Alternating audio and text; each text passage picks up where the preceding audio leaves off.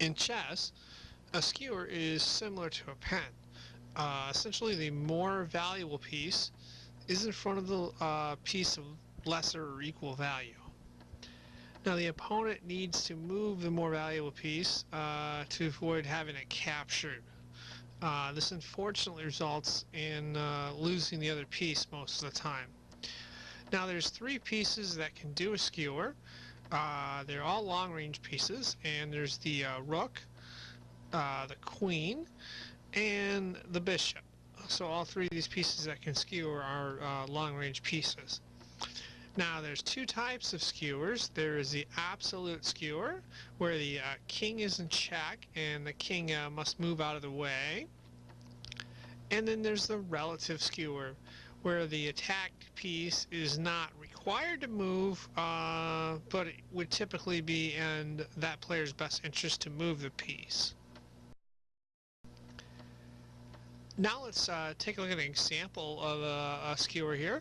I have a board in front of me with white to move. You might want to hit pause for a second, see if you can find how to set up a skewer for white. If you guessed moving the bishop to h3, you are correct. We're going to go ahead and move the bishop to h3 there. Now we have a skewer set up. If you see the bishop's line of attack here, the king has to move, and that's not good for the queen.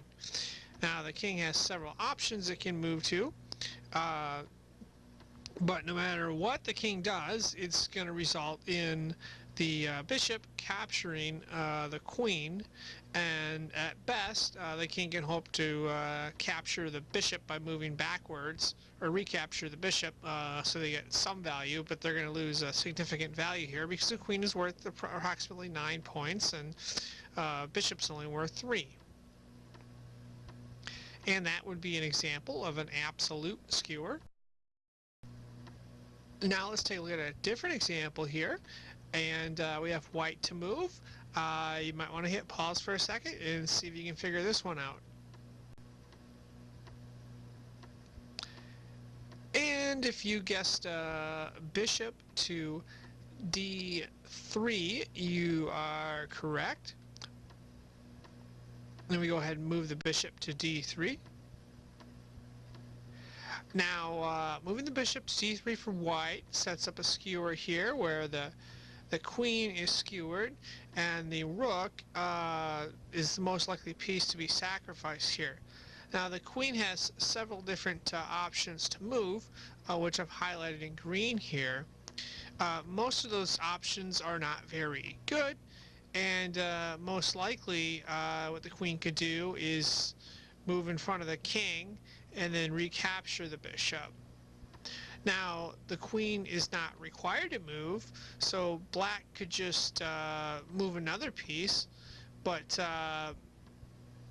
the most likely exchange here in this scenario is going to be bishop for rook. And that is an example of how a relative skewer works. And this wraps up our video on skewers. Thank you for watching.